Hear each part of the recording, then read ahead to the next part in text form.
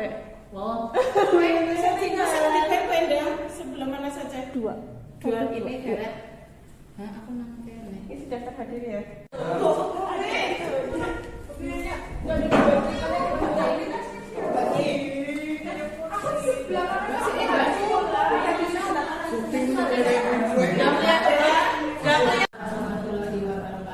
Terima kasih teman-teman sudah mengapresiasi kegiatan kami dan dengan saya. Ini adalah pengibasan dari sesi berbagi konsep inti dalam modul budaya positif. Yang terhormat Bapak Kepala Sekolah atau yang mewakili, kemudian yang saya hormati Bu Bapak Guru yang sudah mau hadir pada kegiatan kami ucapkan terima kasih. Kemudian pertama-tama adalah kita panjatkan bersyukur kehadiran Allah Subhanahu wa Ta'ala yang telah memberikan rahmatnya kepada kita sehingga kita pada siang hari ini bisa berkumpul dalam acara sesi pengibaskan berbagi konsep dalam pembelajaran budaya positif di sekolah. Untuk mempersingkat waktu, saya selaku pembawa acara akan membacakan susunan acara pada hari ini Jumat 16 Agustus 2024. Yang pertama adalah pembukaan, yang kedua sambutan dari kepala sekolah atau yang mewakili, yang berikut adalah penyampaian materi yang nanti akan disampaikan oleh Ibu Eda Ardiani Sulesti dan saya. Yang keempat adalah praktik segitiga restitusi dan keyakinan kelas. Yang kelima adalah penutup. Marilah Ibu Bapak semuanya kita buka acara pada siang hari ini dengan melafalkan basmalah bersama. Acara yang kedua, sambutan dari Bapak Kepala Sekolah atau yang mewakili kepada Bapak Haryanto, dipersilakan. Assalamualaikum warahmatullahi wabarakatuh. Alhamdulillahirabbil alamin, wassalatu wassalamu ala asrofil anbiya'i wal mursalin wa ala alihi wa sahbihi ajma'in, amma ba'du. Bapak Ibu guru SMA Negeri 2 yang Cilong yang saya hormati,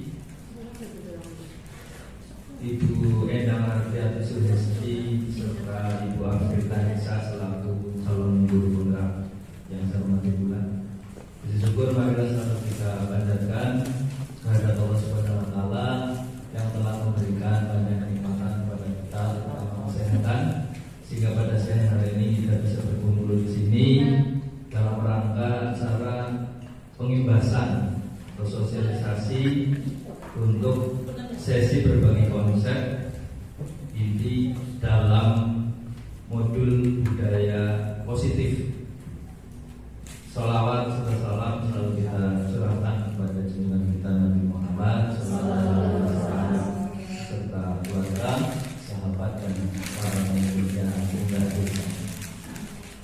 Bapak Ibu yang hormati, untuk kegiatan hari ini adalah rangkaian dari kegiatan calon guru penggerak yang sedang dilaksanakan oleh Ibu Endang Ardiani Sulesti dengan Ibu Afrita Hesa untuk memberikan pengibasan atau sosialisasi tentang berbagi disiplin positif. Semoga kegiatan ini nanti betul-betul bisa berimbas untuk sekolah, untuk SMA Negeri 2 Cilongok, sehingga nanti bisa kita bisa membimbing anak-anak supaya lebih punya karakter disiplin, terutama disiplin positif, sehingga nanti hasil output dari anak-anak kita bisa menjadi lebih baik dan meningkat lagi ke depannya. Bapak Ibu yang saya hormati, untuk acara ini semoga nanti selama kurang lebih 1 jam ke depan bisa berjalan dengan lancar, tidak ada langsung apapun, dan kita bisa mendapatkan manfaat dari kegiatan ini. Mungkin demikian yang bisa saya sampaikan mewakili Bapak Kepala SMA Negeri 2 Cilongok yang berhalangan hadir. Terima kasih. kasih. Assalamualaikum warahmatullahi wabarakatuh. Terima kasih Bapak Haryanto, mewakili Kepala Sekolah SMP Negeri 2 Jero. Acara yang ketiga adalah penyampaian materi oleh Ibu Idam Ardiati Suharti. Kepada Ibu dipersilakan, monggo beda. Oke, matur nuwun Bu Rita. Selamat pagi Bapak Ibu. Selamat siang. Ya, selamat siang Bapak Ibu. Mana semangatnya? Ini semangat tuh. Selamat siang Bapak Ibu. Mana semangatnya? Luar biasa. Ya, mohon maaf saya berdiri di sini untuk melakukan penindasan tentang budaya disiplin positif. Mungkin yang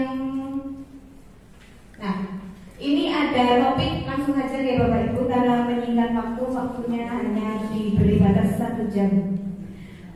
Topik dalam budaya positif itu ada 6. Yang kami pelajari itu ada 6. Yang pertama, disiplin positif dan nilai-nilai kebajikan universal.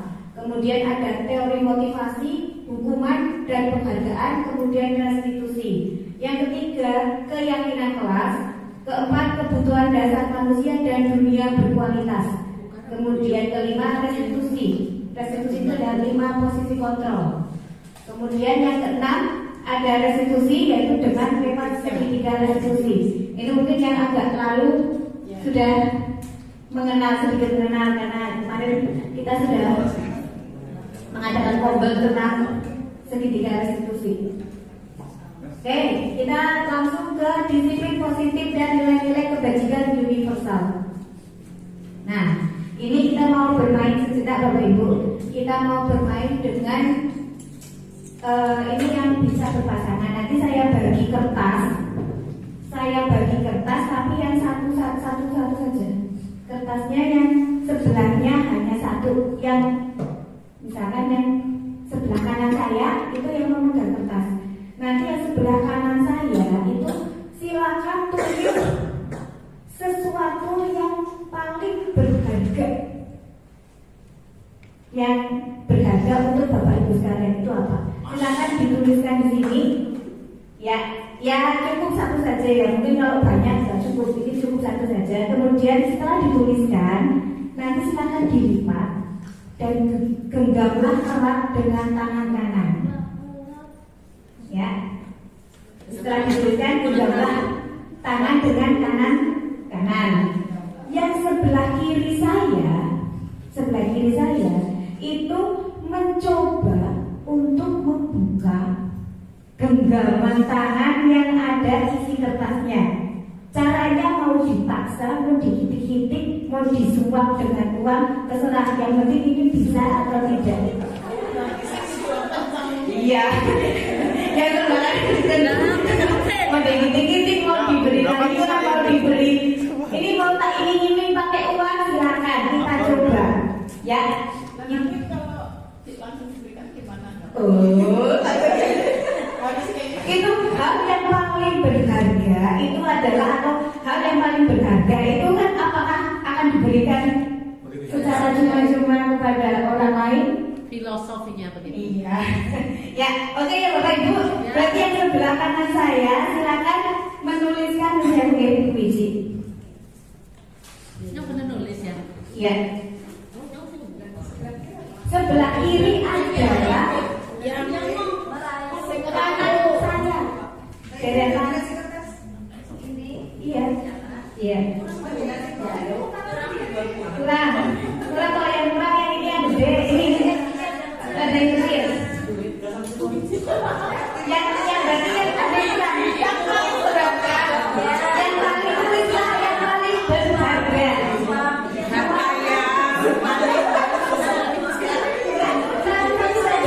Sebelah kanan saja. Ini mencobanya ya sebelah kanan saja. Karena ini hanya SD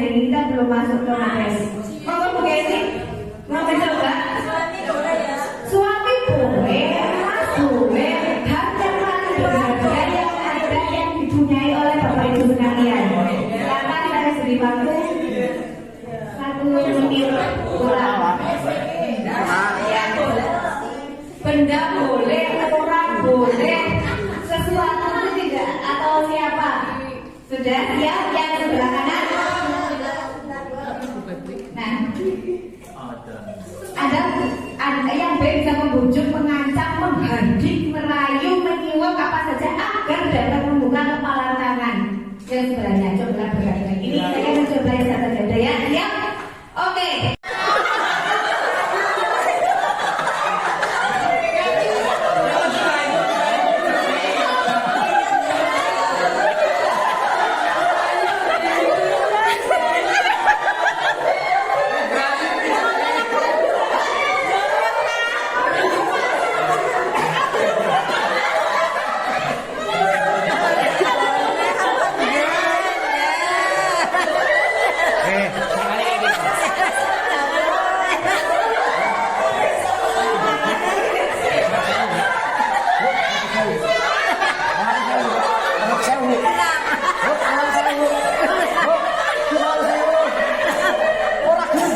Ada yang berhasil?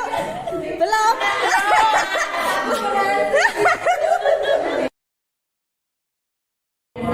Tetap tidak bisa. Ada yang menghardik Tidak ada. dengan ancaman, dengan layangan.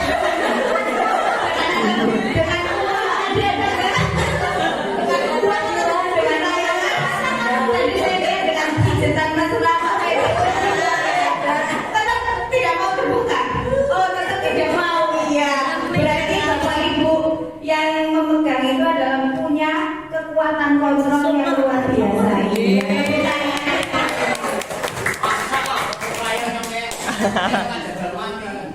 Ya, itu adalah sebuah perumpamaan Bapak Ibu. Jadi kalau yang bisa mengontrol untuk membuka kepala tangan kita itu siapa? Betul sekali. Iya, betul sekali.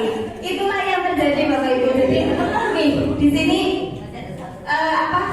nomor 3 ini dalam kegiatan ini sesungguhnya siapa yang memegang kendali atau kontrol untuk membuka atau menutup kepala tangan kita?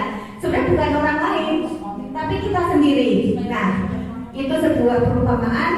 Nah, inilah perubahan paradigma teori kontrol atau ilusi kontrol. Ini kan kita ilusi guru mengontrol murid. Padahal sebenarnya yang bisa mengontrol murid itu siapa? Murid sendiri kan? Iya, betul sekali. Ilusi bahwa kritik dan membuat orang merasa bersalah dapat menguatkan karakter. Betul tidak ini? Kemudian ilusinya bahwa semua penguatan positif, efektif dan bermanfaat. Kemudian ilusi bahwa orang dewasa memiliki hak untuk memaksa. Apakah itu terjadi? Iya dong. Itu terjadi ternyata. Fakta, iya. Nah, nih siapa sebenarnya yang memiliki kontrol? Ini tadi itu bicara soal kontrol. Siapa sebenarnya yang memiliki kontrol? Kita mencoba di dalam stimulus respon. Saya lupa kalau videonya saya belum sana ya. Di dalam stimulus kontrol kita mencoba mengubah orang yang berpandangan sama dengan kita. Tapi kalau di teori kontrol kita berusaha memandangi pandangan orang lain terhadap dunia. Kalau di stimulus respon perilaku buruk dilihat sebagai suatu kesalahan. Tapi di teori kontrol, semua perilaku itu memiliki tujuan, walaupun itu perilakunya salah. Yang di stimulus kontrol, orang lain bisa mengontrol saya. Tapi kalau di teori kontrol, hanya saya yang bisa mengontrol diri saya. Saya di stimulus respon, saya bisa mengontrol orang lain. Tapi di teori kontrol, Anda tidak bisa mengontrol saya. Kemudian di stimulus respon, pemaksaan ada pada saat bujukan gagal. Tadi kalau rayuan sudah tidak mempan, kita pakai paksaan. Tapi kalau di teori kontrol, kolaborasi dan konsensus menciptakan pilihan-pilihan baru. Kemudian di stimulus respon, modelnya berpikir menang atau kalah. Tapi di teori kontrol, model berpikirnya adalah menang, win-win solution. Jadi tidak ada ditunjukkan. Nah, kemudian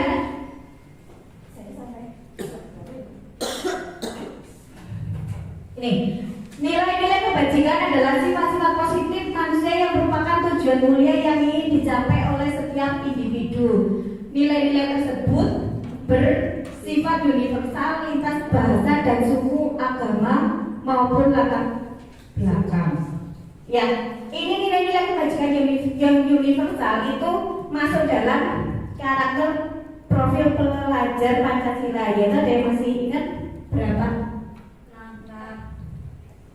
Apa saja yang pertama? Bertakwa dan Mandiri,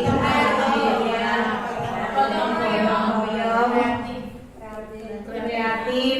Nah, itu adalah nilai-nilai kebajikan. Ini sebenarnya masih banyak. Kami di modul 1.4 itu mempelajari nilai-nilai kebajikan yang universal. Misalnya ada menghormati. Pokoknya nilai-nilai kebajikan yang menghormati, tenggang rasa, yang memang karakter-karakter itu dari zaman dulu sampai sekarang itu ada. Nah, itu adalah nilai-nilai kebajikan universal. Kemudian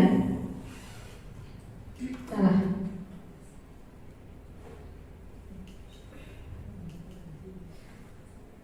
Nah, kemudian dalam benak Bapak Ibu, apakah yang dimaksud dengan kata disiplin? Yang tersirat dalam kepala kita apa Bapak Ibu? Kalau kita mendengar disiplin, mematuhi aturan. Ya, kita bisa memahami di sini ya. Dalam budaya kita, makna kata disiplin dimaknai menjadi sesuatu yang dilakukan seseorang pada orang lain untuk mendapatkan kepatuhan. Tapi kita cenderung menghubungkannya kata disiplin dengan ketidaknyamanan.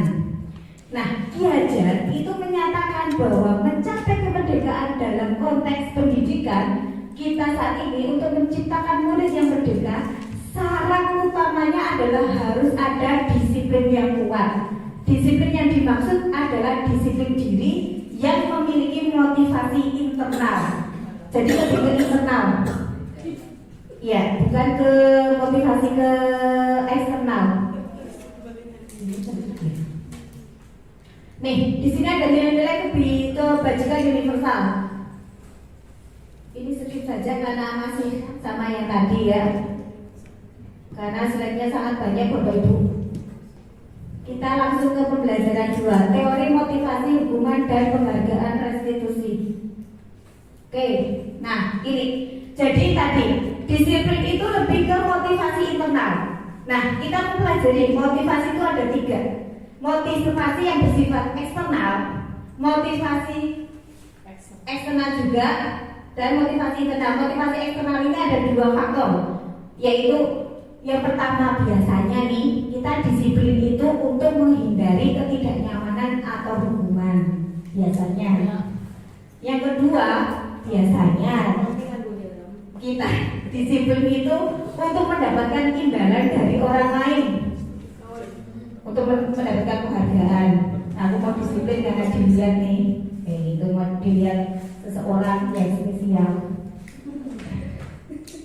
Kemudian yang ketiga, motivasi internal ini adalah tujuan disiplin positif untuk menghargai diri kita. Jadi pada intinya disiplin positif itu mengajarkan pada siswa bahwa kamu berbuat disiplin itu untuk menghargai diri kamu, bukan untuk siapa-siapa, bukan untuk mendapatkan penghargaan, dan juga bukan untuk menghindari hukuman. Itu tujuannya sebenarnya yang perlu kita kuatkan itu di sini, karena yang terjadi selama ini disiplinnya anak-anak itu sepertinya lebih ke nomor 1 atau nomor 2. Disiplin, saya mau memasukkan baju saya biar tidak ditegur guru. Saya mau berangkat sekolah pagi biar tidak dimarahi guru. Bukan untuk menghargai, ya saya memang mau berangkat pagi. Ini yang masih terjadi kan seperti ini kan. Nah, Yang maaf kasih mau keriting. oke. Nah, inilah coba sih Bapak Ibu refleksi diri, motivasi mana yang saat ini biasanya mendasari murid-murid kita. Kita akan tadi sudah menyimpulkan kayaknya motivasi eksternal, motivasi internalnya sepertinya belum terbentuk secara sempurna. Nah, ini kita tuh sebenarnya dihukum oleh penghargaan.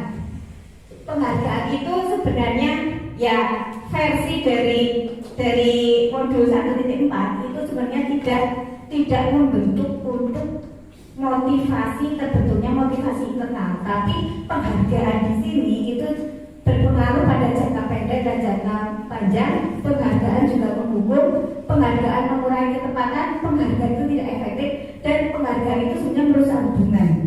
Kalau kita memberi sesuatu pada orang lain, itu bisa menimbulkan rasa tuman. Ya, Suci ya, Suci baru kemarin baru bercerita sesuatu dan ya diberi penghargaan dan orang itu menjadi tuman.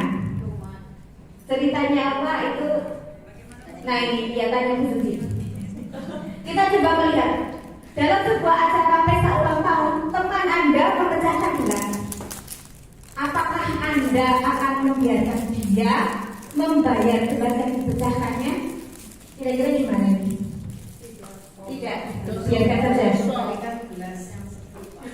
Gelas emas loh. Ya, anggar gelas emas ya harus diganti ya. Nah, kemudian yang kedua, pegawai Anda membuat kesalahan yang menyebabkan kerugian finansial pada perusahaan. Pegawai tersebut menawarkan untuk bekerja lembur tanpa bayaran. Apakah Anda sebagai pemilik perusahaan akan menerimanya? Ya. Ya. Ya. Jadi restitusi lebih ke apa? Lebih fokus ke bagaimana orang tersebut memperbaikinya. Ketika dia melakukan kesalahan, apa yang kemudian dia lakukan untuk memperbaikinya? Itu kata kunci dari restitusi. Nih, memperbaiki kesalahan mereka sehingga mereka bisa kembali pada kelompok mereka dengan karakter yang lebih kuat. Restitusi juga merupakan proses kolaborasi yang mengajarkan murid untuk mencari solusi untuk masalah mereka dan membantu murid berpikir tentang orang seperti apa yang mereka ingin menjadi atau tujuan mulia dan bagaimana mereka harus memperlakukan orang lain. Jadi lebih fokus ke bagaimana orang tersebut memperbaiki kesalahan mereka. Kita tidak fokus pada kesalahan yang mereka lakukan, tapi lebih fokus kepriwe carane kamu memperbaikinya. Oke. Nah, untuk selanjutnya untuk pendekatan restitusi akan dilanjutkan oleh Bu Akrita Hidza karena di set ini di pengibasan ini kami berusaha untuk kolaborasi. Jadi satu video bisa untuk 2 orang. Matur nuwun. Terima kasih Bu Enda. Ibu bapak semuanya semangat. Semangat ya, semangat.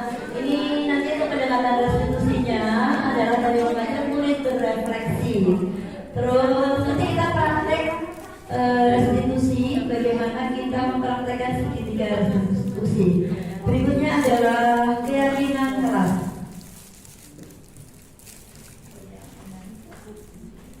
Nanti di praktek yang akan ibu bapak lakukan adalah itu ya, memperbaiki hubungan, tawaran bukan paksaan, menuntun untuk melihat dalam diri sendiri, mencari kebutuhan dasar yang mendasari tindakan dan seterusnya. Itu adalah ciri-ciri dari restitusi.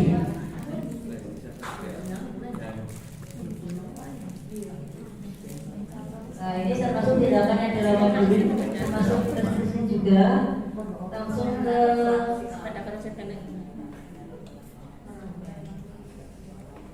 ini mungkin kejadian-kejadian yang biasa di sekolah kita ya. Mungkin ada beberapa misalnya lari mengelilingi lapangan basket 2 kali gitu dan seterusnya. Langsung ke keyakinan kelas saja ya Bu ya. Karena nanti jadi termasuk yang mana, konsekuensi atau hubungan. Skip saja. Ya. Lari mengelilingi lapangan basket 2 kali karena terlambat hadir di sekolah. Menurut ibu bapak, ini termasuk hukuman atau konsekuensi? Hukuman. Ya betul, sudah tahu ya. Nanti membedakan antara hukuman dan konsekuensi. Murid diminta untuk push up 15 kali karena tidak menggunakan masker ke sekolah. Ya, udah pintar-pintar ya Bapak Ibu ya. Menggantikan kertas tugas teman yang telah dicoret-coret itu hukuman atau konsekuensi? Betul. Yang selanjutnya, membersihkan tempat air di meja tulis karena obstacle pada saat belajar.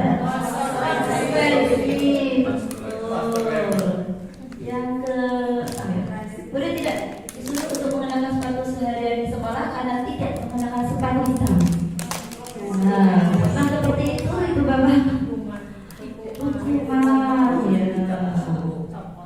ya, sepatu dicopot anak nyeker, ya, pernah ya? Ya. Tadi mengenai lapangan basket 2 kali karena selama 10 menit untuk pelajaran PJOK. Hukuman. Ya, betul. Ada ya, betul. Ada PJOK-nya karena itu masih terkait ya. Yang berikutnya, ini membedakan antara hukuman dan konsekuensi.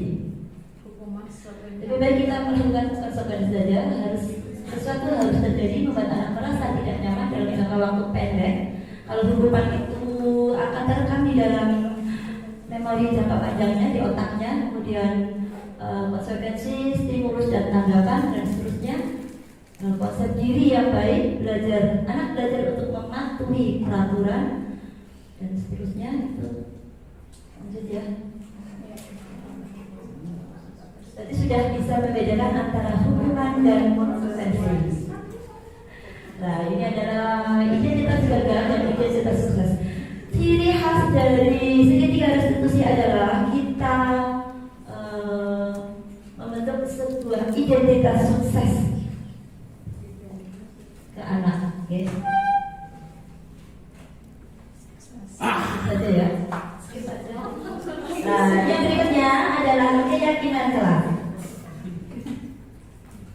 Keyakinan kelas itu dibuat berdasarkan usulan peraturan bersama yang dilakukan oleh peserta didik dengan guru atau wali kelasnya.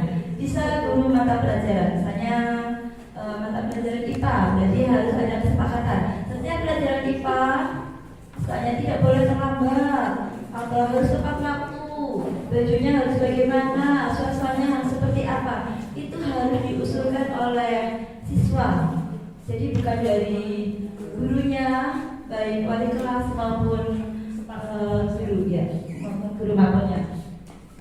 Jadi membentuk sebuah kesepakatan dan nanti akan menjadi sebuah keyakinan bersifat abstrak daripada peraturan, kemudian pernyataannya universal, lalu menggunakan kalimat yang positif, kemudian bersedia meninjau kembali keyakinan kelas dari waktu ke waktu. Jadi bisa berubah-ubah. Jadi tidak tetap itu terus, tidak. Kita sesuaikan dengan perkembangan zaman. Nah, ini proses pembentukan keyakinan kelas itu tadi mempersilahkan peserta didik untuk curah pendapat, yaitu biasanya itu diberi kertas sticky note sticky note. Satu anak bisa membuat, kalau saya itu satu anak satu, terserah dia mau menggunakan kalimat apa, terserah. Kebanyakan kemarin kalau yang saya praktekkan itu tidak boleh makan di kelas Bu, ya silahkan dituliskan. Tidak boleh menyela Bapak Ibu guru sedang berbicara atau menghormati temannya pada saat berbicara, tidak boleh membuli Bu, gitu dan seterusnya ya. Kemudian nanti akan ditempelkan pada papan tulis. Nah, menggunakan kalimat positif, yang penting itu. Misalnya tidak ada kata jangan, tidak gitu, tidak. Jadi menggunakan kalimat yang positif. Karena kalimat negatif itu sebenarnya di otak kita itu harus mikir berkali-kali, kasihan otak kita ya. Jadi sebenarnya memang menggunakan kalimat yang positif. Karena kalimat jangan, tidak itu sudah bisa mematikan sel-sel otak yang di otak kita, sel-sel otak kita gitu. Ya, menggunakan kalimatnya positif. Sekalian belajar bahasa Indonesia ya, anak-anak. Ini adalah perbedaan peraturan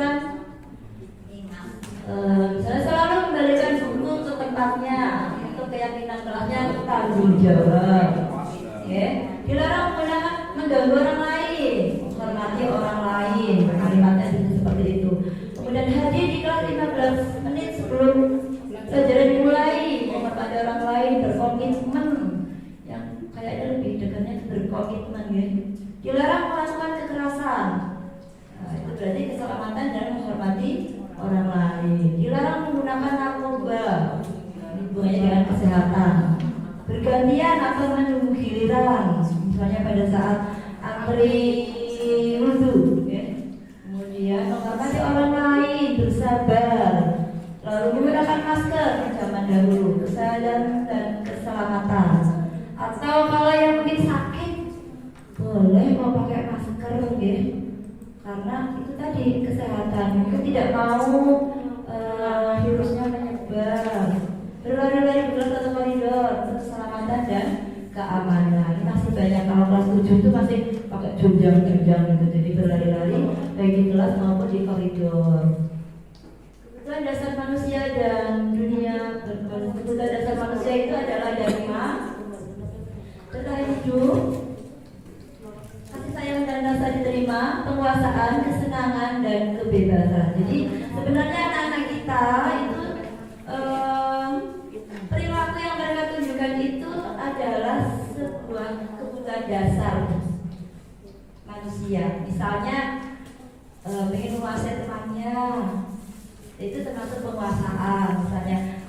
Kemudian ada yang kepingin jalan-jalan, itu pelajaran, berarti itu masuk ke kebebasan. Atau ada yang kepingin senang-senang, happy-happy saja di kelas, gak usah pelajaran, kita senang-senang aja, kita aja jampos gitu. Kemudian kepingin caper karena kepingin disayang, juga pengen diterima di kelasnya. Jadi itu adalah kebutuhan dasar. Seperti kita juga kepingin wisata, atau kadang-kadang udah jenuh, ayo kita rencana ke Jogja ya Bu Umi ya. Enggak apa-apa, itu kan rencana ya. Kita butuh kebutuhan dasar, itu kebutuhan dasar, enggak apa-apa. Penguasaan dalam pengen menguasai kelas. Misalnya ketika siswa itu adalah untuk memenuhi kebutuhan dasar nih, ke kantin, cepat ke toilet, lama pulang ke kelas, masuk teman-teman di kelas. Kan ada anak yang punya ngatur-ngatur, tapi tidak mau diatur. Kalau ke kantin lama banget, bukan di jam istirahat dan sebagainya ya.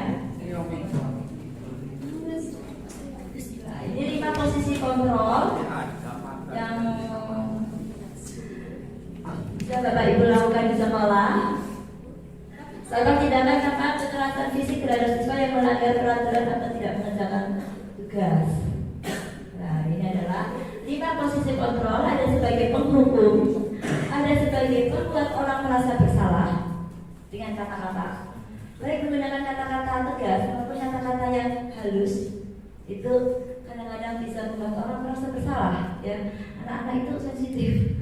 Terus teman, ada yang sebagai teman cerita gitu, misalnya kamu kok seperti itu, dan ternyata ada indikator kata-katanya ya, kata kuncinya ya. Ada sebagai pemantau dan ada yang sebagai manajer. Yang baiknya adalah manajer ya. Mengajukan pertanyaan-pertanyaan gitu, kemudian apa yang kita yakini, apa yang bisa kau kerjakan untuk memperbaiki masalah ini. Nah, ini kata-kata ini nanti ada pada segitiga restitusi ya. Segitiga restitusi nanti kita praktekkan, nanti terlihat Bapak Ibu itu nanti. Nah, ini segitiga restitusi yang nanti akan kita praktekkan. Monggo ya.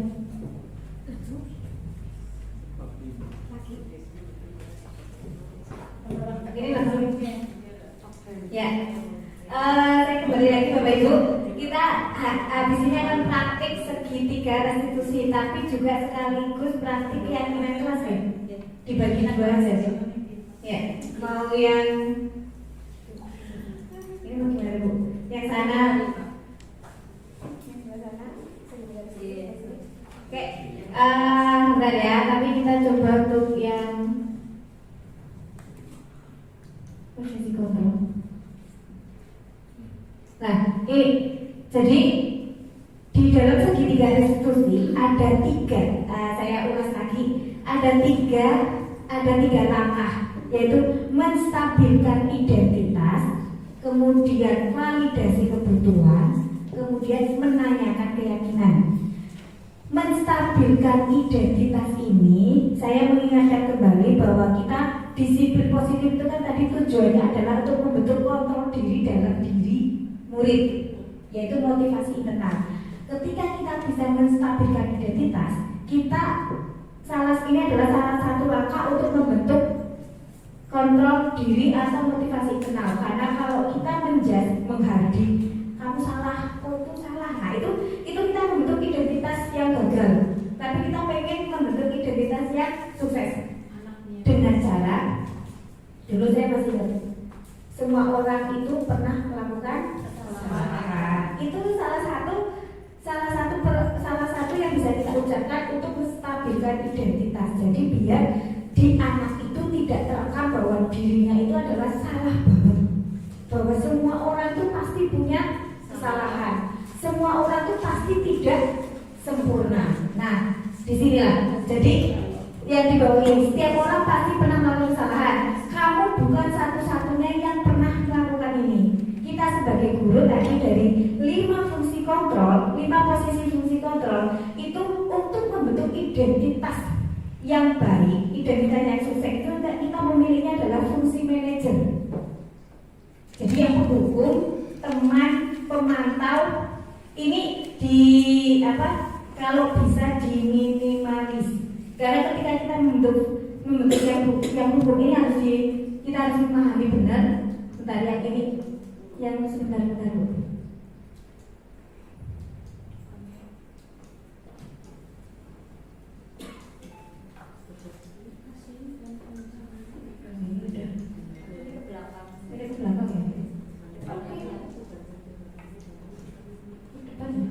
Oh iya, salah.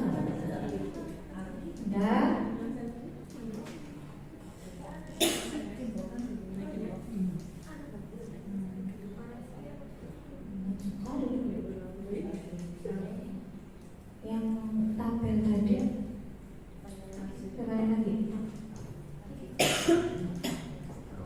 Nah, di sini di atas itu 5 posisi kontrol. Kolom yang atas itu adalah motivasi. Jadi kalau kita posisinya sebagai penghukum, pembuat orang merasa bersalah, itu adalah kita malah motivasinya sebagai identitas yang gagal. Nah, yang di belah sana teman dan pemantau itu kita bisa membuat identitas berhasil, tapi kontrolnya dari luar. Kan tadi di awal kita yang mengontrol, kita membuka tangan adalah siapa? Nah, jadi yang tujuannya disiplin positif adalah yang paling sana, paling wetan. Identitas berhasil atau sukses, kontrol diri yaitu dengan cara memposisikan diri sebagai manajer. Itu yang dibedakan, ya. Tujuannya adalah kita membentuk segitiga restitusi itu adalah kita memposisikan diri sebagai manajer. Manajer itu caranya dengan segitiga restitusi, yaitu 1. Menstabilkan identitas, 2. Validasi kebutuhan, 3. Menanyakan keyakinan. Nah, konsepnya kalau nggak diluruskan kan nanti bingung kan? Nah, saya meluruskan ini dulu. Ya, jadi kita dengan posisi manajer. Bagaimana kita bisa caranya dengan posisi manajer? Nanti kita akan latihan.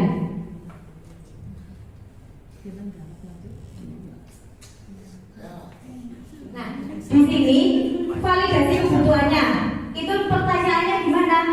Adakah nih yang di sini dibacakan? Adakah cara yang lebih efektif untuk mendapatkan apa yang kamu butuhkan? Ini biasanya ini ketika kita ada siswa bertengkar, tadi aja ada yang berkelahi. Yang kita tanyakan setelah menstabilkan identitas, validasi kebutuhan dulu. Adakah cara yang lebih efektif untuk mendapatkan apa yang kamu butuhkan? Sebenarnya kamu itu membutuhkan apa? Tadi sudah dijelaskan bahwa kita ada 5 kebutuhan dasar. kebutuhan kesenangan, kebutuhan kebebasan, kebutuhan penguasaan, kebutuhan bertahan hidup, kebutuhan kasih, cinta dan kasih sayang. Ya betul. Itu adalah kebutuhan kita. Nah, kemudian yang menanyakan keyakinan, ini bisa ditanyakan dengan nilai-nilai apa yang kamu sepakati dan kamu ingin menjadi orang seperti apa. Itu adalah kita pakainya ini segitiga diskusi. Dan kita akan mencoba praktek karena, nah ini contohnya, guru ketika menstabilkan identitas, guru bisa berkata, berbuat salah itu hal yang manusiawi. Tidak ada manusia yang sempurna. Bapak Ibu juga dulu salah. Kita pasti bisa menyelesaikan permasalahan ini. Bapak Ibu tidak tertarik untuk mencari tahu siapa yang benar, siapa yang salah. Tetapi Bapak Ibu lebih tertarik untuk menyelesaikan masalah ini. Kemudian kalau kamu menyalahkan diri kamu terus-menerus, apakah kamu bersikap baik pada dirimu sendiri? Nah, ini kalimat untuk menstabilkan identitas. Kemudian yang validasi kebutuhan itu seperti apa? Pertanyaannya tadi sudah dicontohkan sedikit. Nah, validasi kebutuhan, guru bisa berkata seperti ini. Apa yang penting bagi kamu? Apakah kamu bisa melakukan dengan lebih baik besok lagi? Maukah kamu belajar cara lain untuk mendapatkan yang kamu butuhkan tanpa harus memukul? Jadi diajak untuk anak itu berpikir. Kemudian kamu bisa saja melakukan hal yang lebih buruk, tapi kamu tidak melakukannya kan? Nah, ini adalah kata-kata yang bisa untuk memvalidasi kebutuhan. Kemudian menanyakan keyakinan. Ini kita menghubungkan dengan nilai-nilai yang mendasari manusia berinteraksi dengan orang lain. Misalkan sebenarnya kamu ingin jadi anak seperti apa sih? Terus apa nilai yang kita percaya di sama sekolah kita? Nilai-nilai universal apa saja yang telah kita sepakati? Ini lebih ke tadi nilai-nilai kebajikan universal yang sudah saya bahas di awal tadi. Nah, oke, kita akan mencoba jadi sebelah 1, bangku 1 dan 2 ini nanti akan praktek membentuk keyakinan kelas. Kemudian yang barisannya Pak Veda, Pak Edi dan Bu Dwi, Bu Gesti nanti akan mencoba praktek segitiga restitusi. Jadi dua-duanya dapat. Nanti kalau masih ada waktu ya bisa dicek, ditukar, dicek. Ya. Untuk petunjuknya keyakinan kelas dari Bu Awita. Nanti dari saya kasih petunjuk. Terima kasih Bu Endang. Untuk keyakinan kelas sebelah sini ya, sebelah kiri saya ada. Nanti dibentuk menjadi 2 kelompok. Ini satu kelompok, jadi ada 2 kelompok. Nanti saya akan bagikan kertas ini. Nanti masing-masing satu berperan sebagai guru. Kemudian yang 5 jadi muridnya. Gurunya itu nanti berperan mempraktekkan bagaimana membuat keyakinan kelas di kelasnya. Begitu kelompok 1 dan 2. Kelompok 3 dan 4. Anggap itu kelompok 3 dan 4 ya. Untuk kelompok 3 dan 4 nanti akan mempraktekkan segitiga restitusi dengan kasus yang sudah disediakan. Nanti masing-masing kelompok akan jadi satu jadi menjadi guru, satunya menjadi murid. Jadi dibaca dulu kasusnya. Oke. Diperhatikan nanti kira-kira muridnya suruh menjawab apa. Jadi kira-kira gurunya harus bertanya yang seperti apa, pertanyaannya seperti apa. Pokoknya intinya ya tidak langsung kamu salah gitu, tidak. Menggalilah kemampuan gurunya, diperhatikan dulu. Jadi dibaca dulu skripnya, baru dipraktekkan. Kami beri waktu 20 menit, 10 menit untuk membaca, 10 menit untuk praktik. Ya, ini ada murid, ada guru. Kita masih di murid. Murid. Ya, Bu. Ya,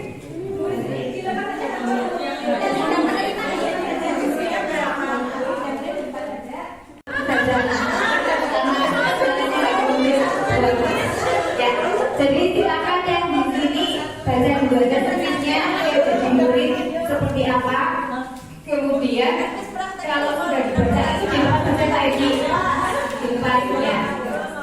Dilepas jadi masing-masing memegang skripnya jadi murid sama jadi guru.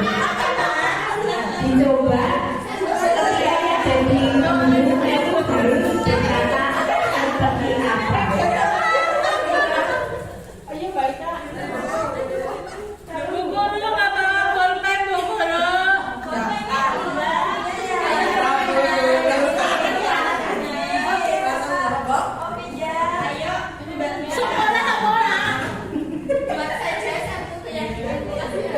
Kalau sudah pulpennya buat saya ya, Bu Guru.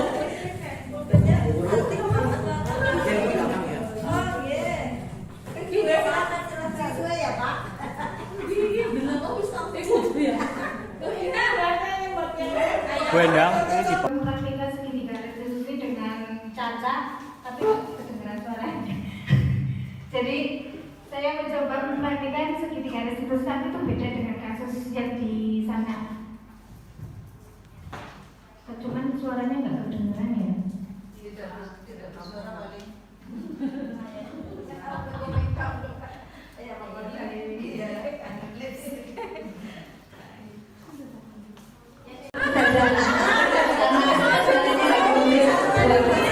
Ya, jadi silakan yang di sini baca dulu aja skripnya jadi murid seperti apa. Kemudian kalau sudah dibaca itu dibaca lagi ya.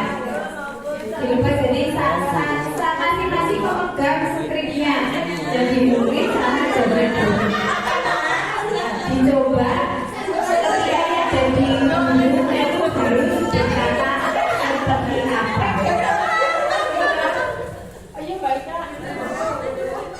Bu Guru nggak bawa pulpen, Bu Guru.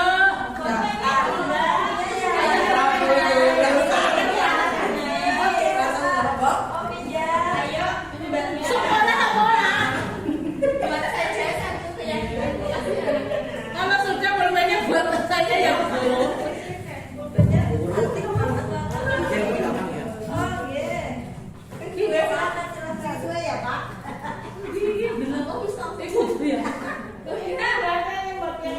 Bu Endang, ini di pause.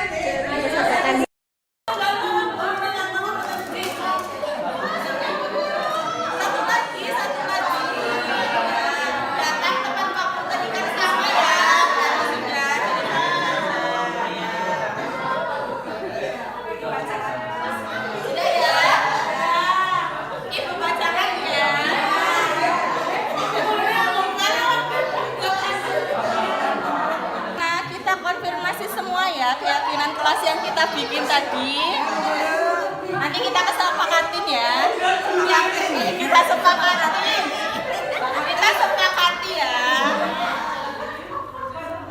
Yang tepat nanti kita sepakati bersama ya. Yang pertama, yang sedang bikin datanya lebih awal. Gimana? Oke.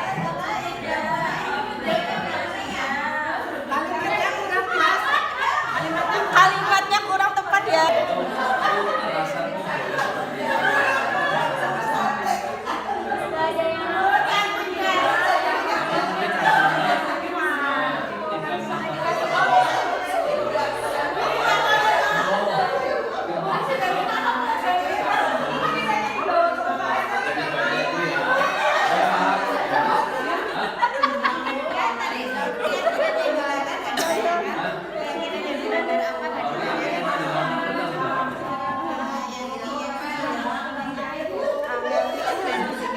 Gandra kan betul kantin di kantin itu apa selama kantin? Iya, ini Ciko kan sebenarnya piket, tapi kemudian dia itu ke kantin, tidak piket, padahal yang lainnya pada piket. Nah, terus Pak gurunya pengen menampilkan identitas orang yang seru dan melakukan ini ada, tapi bukan langsung kemarin. Ciko, ya nanti yang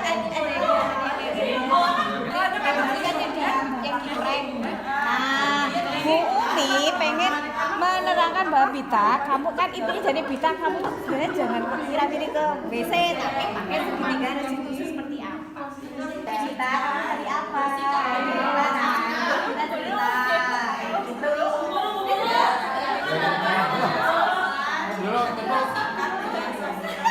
ya dicoba try Berarti dari Bumi dulu kan menanyakan ke aku. Kan lapar Pak, makanya saya sebutkan. Itu alasanmu boleh seperti itu, tapi kan bisa nanti setelah mereka buru mereka. Ya, kamu mungkin hari ini tidak melakukan tugas dengan penuh, tapi mungkin besok bisa melakukan lebih baik lagi ya. Ya Pak, kayak gitu. Hah? Enggak, tadi keyakinan yang dilanggar nggak ditanyakan. Keyakinan yang dilanggar apa nggak Oke, ditanyakan. yang dilanggar kan tanggung jawab ya. Yang ini yang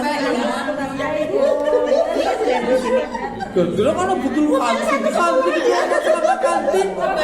Iya, ini Ciko. Lagi makan. Ciko kan sebenarnya piket, tapi kemudian dia itu ke kantin, tidak piket, padahal yang lainnya pada piket. Nah, terus Pak gurunya pengen menstabilkan identitas Ciko biar Ciko tuh tanggung jawab sama teman-temannya itu aja, tapi bukan langsung memarahi Ciko. Kita udah bener Bok, udah bener. Iya, tapi yang ada yang kayak gini. Keyakinan mana? Nih. Kebanyakan dia. Terus besok pagi apa yang kita perbaiki sama yang Ciko memperbaiki ini lebih ke Ciko yang Ciko ya besok kita perbaiki ya. Besok apa yang kita perbaiki coba keyakinanmu. Satu saja ya anak-anak yang kelasnya ya. Harus berbeda-beda. siapa yang nggak mau poin?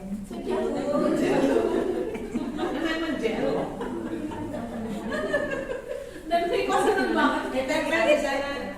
Ini Bu Guru sudah.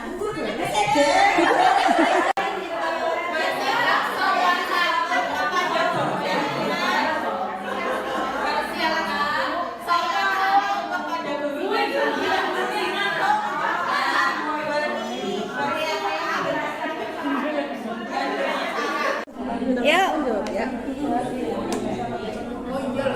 Selamat siang, Selamat siang.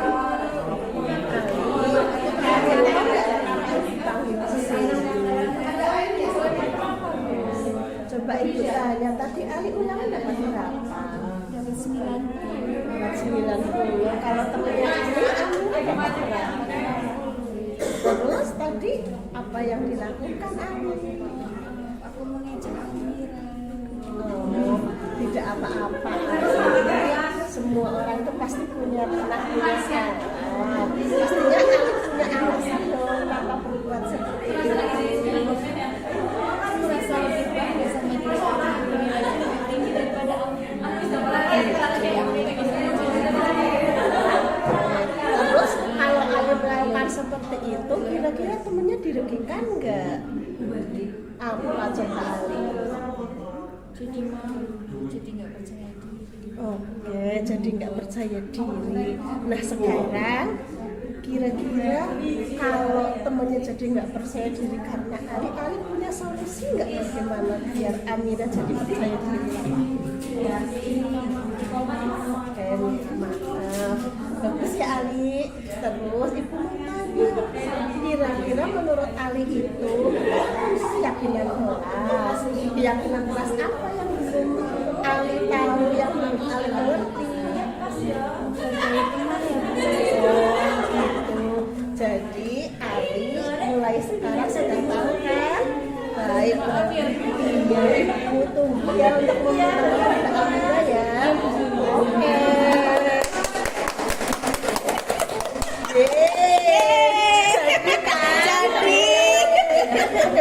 Sudah semua, ada semua.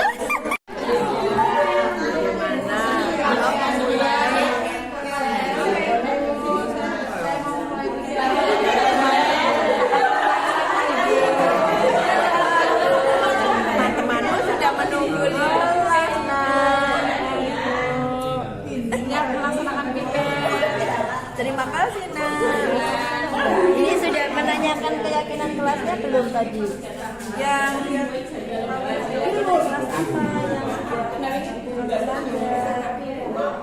dia kan tidak piket. Sudah dari Iya. Terus